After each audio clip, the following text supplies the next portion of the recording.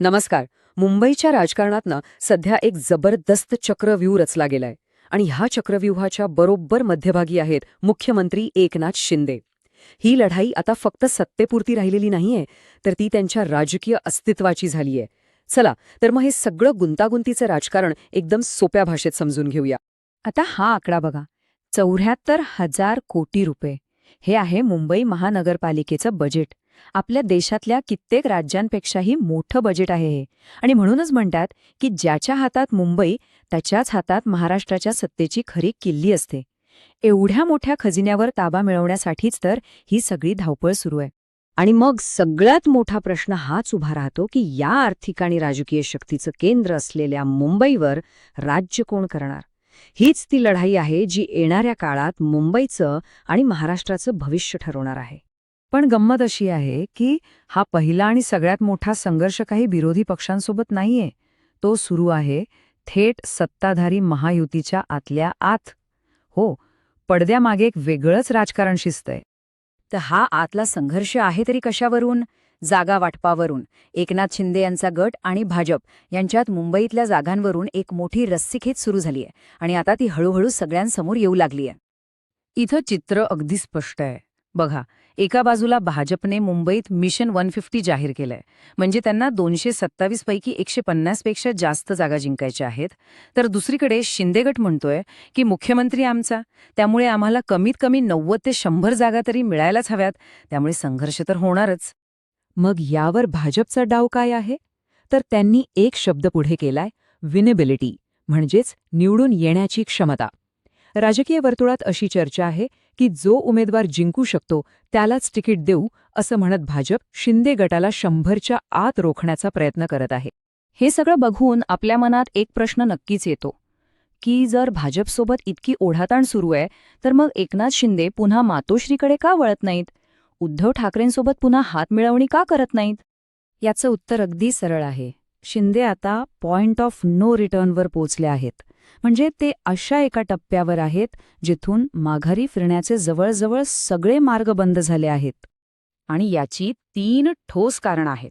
पहिलं म्हणजे शिवसेना नाव आणि धनुष्यबाण चिन्ह. निवडणूक आयोगाने दिलेला हा हक्क सोडून परत जाणं म्हणजे एक प्रकारे राजकीय आत्महत्याच ठरेल. दुसरं कारण म्हणजे गद्दार विरुद्ध खुद्दार या लढाईत नाती इतकी टोकाला गेली आहेत की तिथून परत येणं शक्य नाही. आणि तिसरं, सगळ्यात महत्त्वाचं, मुख्यमंत्रीपद.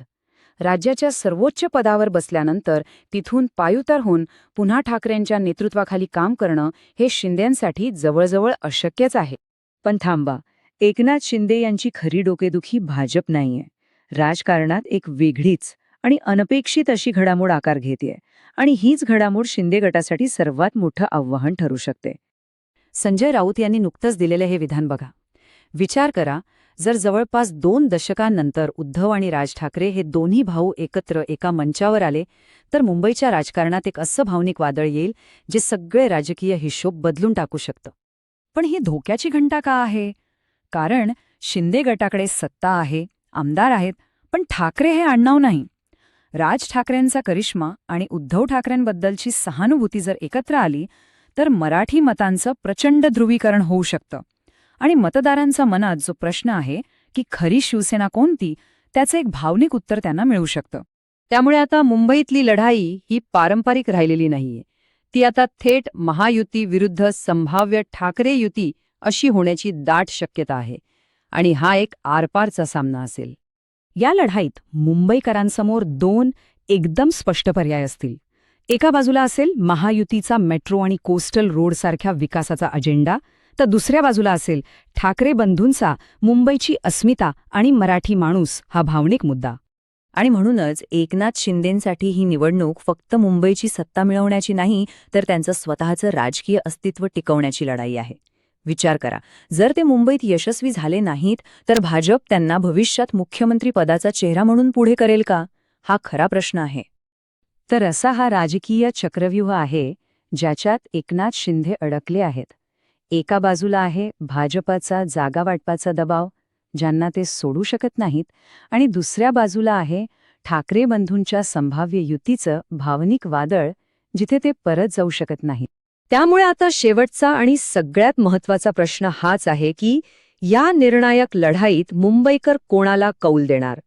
ते विकासाच्या अजेंडेला निवडणार की ठाकरे नावाच्या भावनिक साधेला प्रतिसाद देणार? या एका प्रश्नाच्या उत्तरातच महाराष्ट्राच्या राजकारणाची पुढची दिशा दडलेली आहे. चर्चांसाठी आणि नवीन व्हिडिओंसाठी आताच आमच्या चॅनलला सबस्क्राईब करा.